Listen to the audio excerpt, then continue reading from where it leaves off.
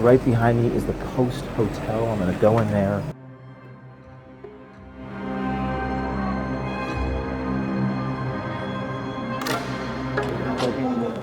Laser light comms, DARPA. Do you have that company in your portfolio that does artificial rain? There might be people around you that would be alleged to have an inclination to do that. Got BlackRock behind us. You know, put sulfur dioxide up there is actually a pretty cheap way to cool down the earth. Oh yeah. Let's say I don't want aluminum oxides in my lettuce. Are you kidding me? A cocktail from the hill that they're spraying above our heads. Yes. You guys work with carbon taxes at all? We are one of the largest climate accelerators. I think he noticed your wig, so I think we should go. Let's go. Someone noticed a wig, so we have to get the hell out of here. How you doing, sir? And I support the work you guys are doing. I support what you guys are doing because they said that BlackRock was behind all the climate stuff. Someone noticed a wig, so we have to get the hell out of here. We are here in Switzerland, in Davos, and we are on top of a mountain eating truffled potato terrine in a vegetable coat with curly endive salad and forest berry dressing. So we decided to pack our bags, get a bunch of undercover people, hidden cameras, and infiltrate the World Economic Forum, or some of the Swiss people call it WEF. WEF, we've heard it being referred to. Some of these people actually looked like James Bond villains, come together to discuss ways to make themselves richer. So what really goes on? What do they really say? We're going to take you there.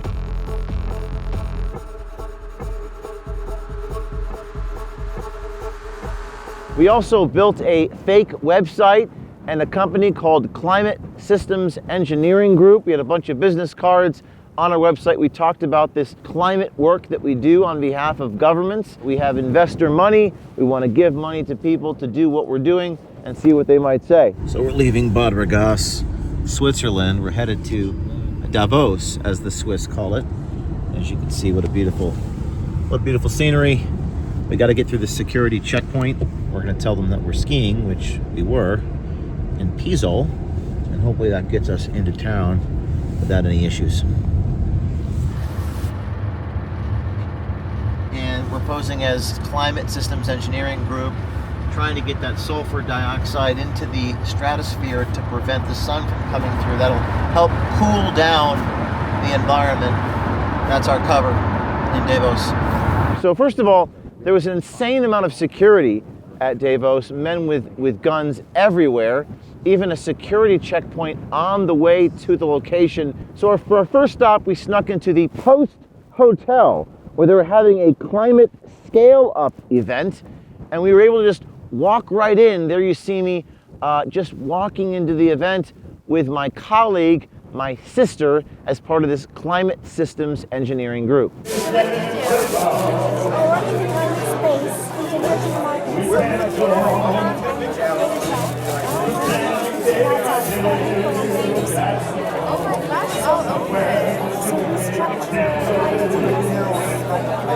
Now there inside that hotel, we met a woman named Sarah Lemnier, who talks about her job implementing carbon taxes and climate credits on governments, businesses, and civilians around the world.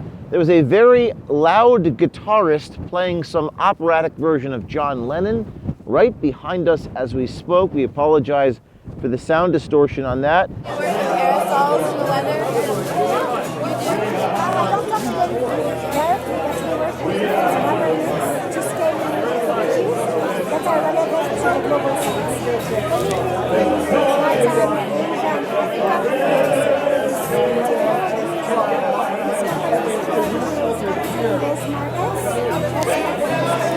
Now, Sarah even boasts that she's in one of the largest climate tax innovators in the United Kingdom, meaning they develop new ways to tax people and governments for the use of carbon. So their idea of reducing carbon emissions is to profit off of it. Are you working with carbon taxes?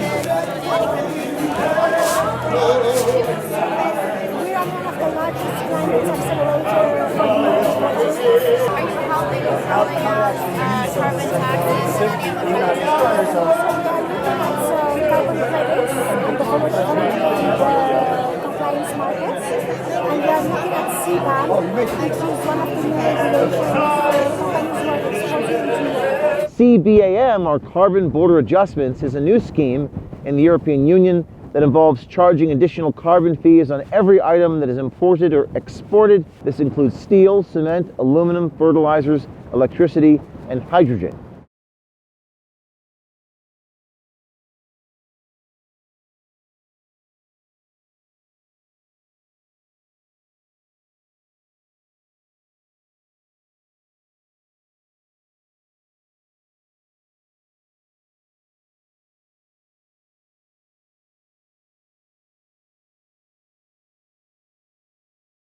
A portion of the taxation or helping them implement this in their countries. Do you get that? We also work with companies to give them like a new revenue stream to strengthen their business model. So for instance, CBAM, we are interested because we see how we can help companies in Latin, in Africa, in India decarbonize their operations so that they remain competitive to export to Europe. So that's our end goal. And lastly, we work with large foundation and development partners, like the World Bank and institutions, to structure investment vehicles for them so that we can bring in and mobilize more capital. The next day, through networking at this event, we were led to another event on the promenade with our fictitious climate engineering group. We were invited to something called the Clean Tech Forum. So you see this sign right here? So we're going to take that to the top of the hill, and we're going to try to get into this event. The event is called Global Clean Tech Forum. We're going to take the gondola top of the hill, so we're going to get out of the car now. Ready? As we navigated our way towards the gondola to the top of the hill, looking for something called the Schlazlap Hotel. Follow me as we go inside this climate thing. Davos is absolutely packed right now. There's people everywhere. It takes about 2.5 to 3 hours just to get into the town, coming from the outside. To get into the place, we have to take a gondola all the way to the top. So we're going to take the gondola.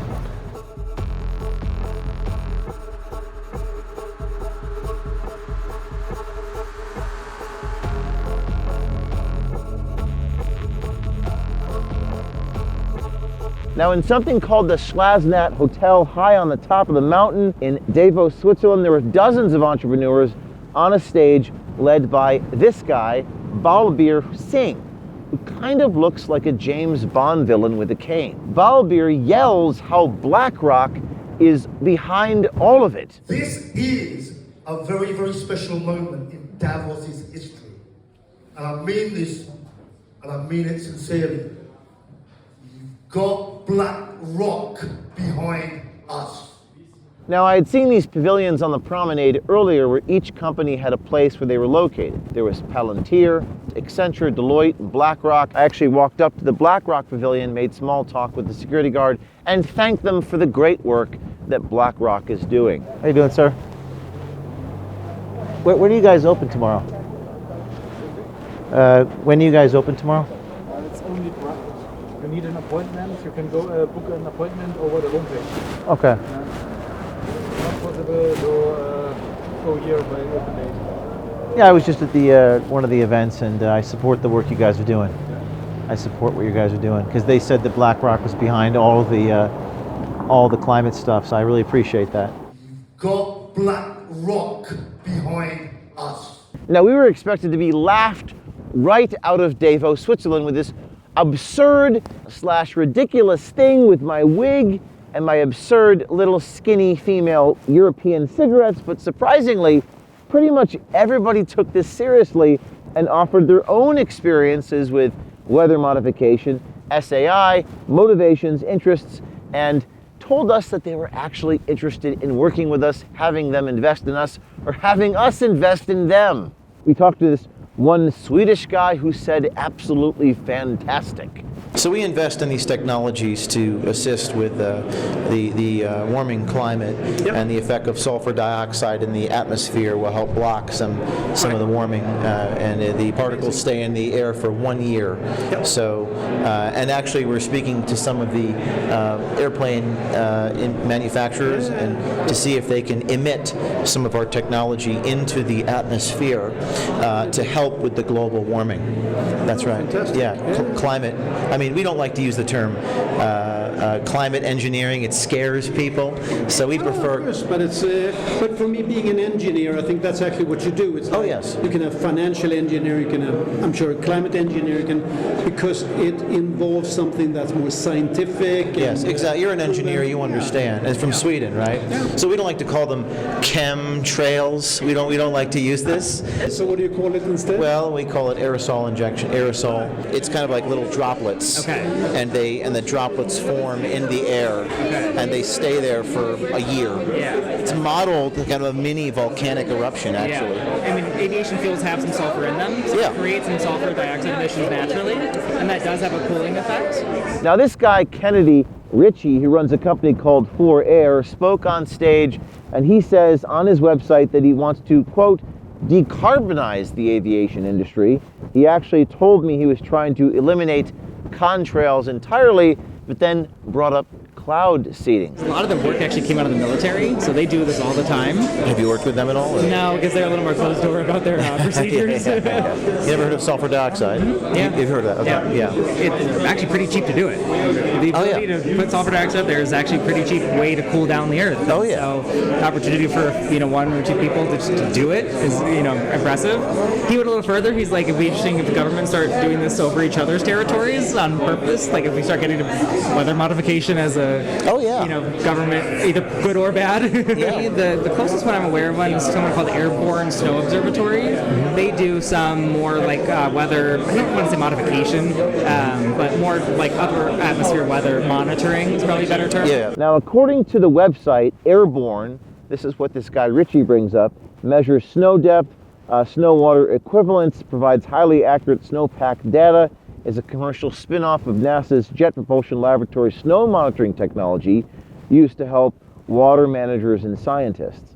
Earlier today in this room, Al Gore was in this room, Larry Fink was in this room, and now we're in the room talking to people about geoengineering, weather modification, and the trails that come behind airplanes and what's going on. I don't want aluminum oxides in my lettuce. Are you kidding me? Say that again? Aluminum oxides. Aluminum oxides are part of the cocktail from hell that they're spraying above our heads. Yes. So far, the disguise is working. Nobody recognizes me. If anything, people are very helpful, giving me their cards. Our camera operator, he got kicked out. We have the hidden cameras. Stay tuned. A lot of these people at Davos, definitely not a fan of Donald Trump. I actually refer to him as Orange Man Bad quite a few times with different officials from the United Nations. Nobody seemed to be a fan of Donald Trump, who will be here in Davos Wednesday of this week. When is the Orange Man getting here? His team is already here. He's speaking on Wednesday, 2 o'clock. Really? I will not be there for that. His name wasn't Lipton iced tea. It was just high tea. We suspected he might have low tea, but he worked at the United Nations for over 16 years. Hi there. Jay, nice to see you. He works where? United Nations. Oh, that's awesome. Yeah, the business aspect. On this job, but I've been with the UN for like 16 years. You do any education with climate change, and you do anything like that? Yeah. Yeah?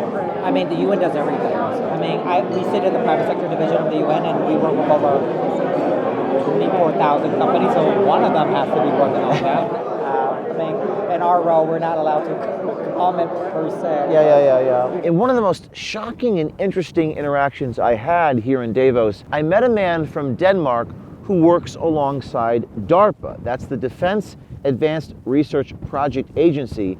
And he brings up that people around him would have an inclination to create what he calls artificial rain. He also says that he works with 3-letter agencies. We're looking at Vanguard Technologies. We're creating our own platform. Wow. We're working with laser light comms and DARPA and other projects. Well, I've heard of this. This is significant, serious stuff. Yeah. Do you do any climate risk work? Climate risk mitigation, yeah, a little bit. You do all of that? Yeah. Do you do it? What do you do? So Vaguely. We fundraise, we structure capital. I mean, you do any climate weather modification, geoengineering? Not directly. Indirectly, or? No, but are you in that company? Do you have that company in your portfolio that does artificial rain? Yes, we invest in that. Yes. And are you familiar with this? How about SAI, stratospheric aerosol injections? Oh yeah. And sulfur dioxide in the atmosphere. So yeah, artificial rain. We work in that space. Yes. Wonderful. Out of the US. Correct, Florida. Yeah. Okay. Florida. Have you done any indirect work with the artificial rain, or? No, not yet. Not yet. Do you intend to? There might be people around me that would be alleged to have an inclination to do that. United States? Yeah. And Europe, Central Europe. Well, good. I'd like And to. even Africa. I know ministers of foreign affairs in a couple of African nations legitimately.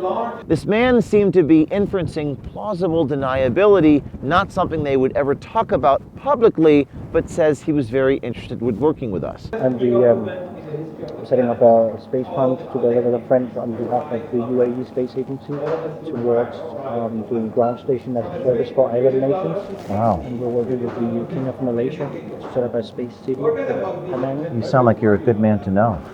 Maybe. Depends on your ethos and your aptitude. I understand. Now, DARPA, out of the Department of War, Department of Defense, and the Pentagon, researches atmospheric phenomena like energy propagation, controlling ice. They focus on sensing, understanding, and mitigating cold weather effects.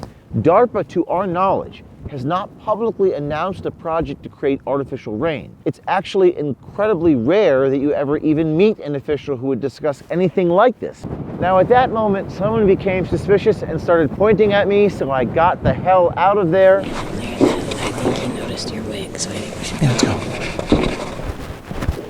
Someone noticed the wig, so we have to get the hell out of here. Well, we just got back from Davos. I'm in a secure location. I can't say where I am right now, but yeah, we spoke to a lot of people. Remarkably, the wig, it was like a conversation starter. I mean, I spoke to 2 guys from the United Nations. I spoke to a number of these entrepreneurs with like clean jet fuel, SAF it was called. And I spoke to this one guy from Denmark, and it was remarkable because he actually said that they would think about doing artificial rain, and he works with DARPA, which is a defense agency out of the Pentagon, the Department of War, and works with some 3-letter people. And as I was recording this guy comes up to me, a farmer from this region, and he says he wants to shoot Trump. You are American? American. Oh, that's not a clown. Trump is a clown. Do you not like Americans? This is the best point to shoot. Can we just take a photo of shoot the president?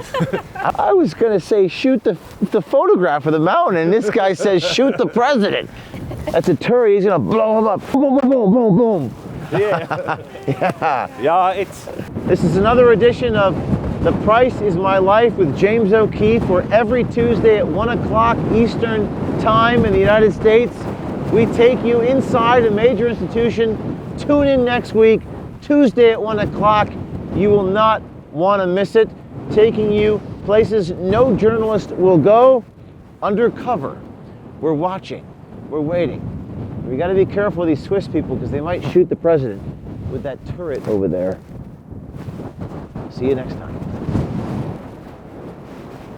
All right, let's talk healthcare. because the system is a total mess. Do you really trust your insurance company? You're paying outrageous premiums, and months later, the bills still keep coming. Confusing networks, denied claims, surprise fees. Now rates they're saying might go up 20% or more. And did you know that medical debt is the #1 cause of bankruptcy? Those are some of the many reasons why I suggest switching from traditional health insurance to Impact Health Sharing. Impact Health Sharing is a powerful health sharing community that takes the middleman and the corporate profit-driven bureaucracies out of your healthcare and puts the power back in your hands. You can save up to 50% and get clear costs, real savings, and no woke nonsense. You can pick any doctor, no surprise bills, 24/7 telehealth, maternity support. Take control of your healthcare before the system decides for you. Go to impactomg.com to learn more and get your free quote in seconds, or call 855-378-6777 now. That's impactomg.com, impactomg.com. Impact Health Sharing, built differently.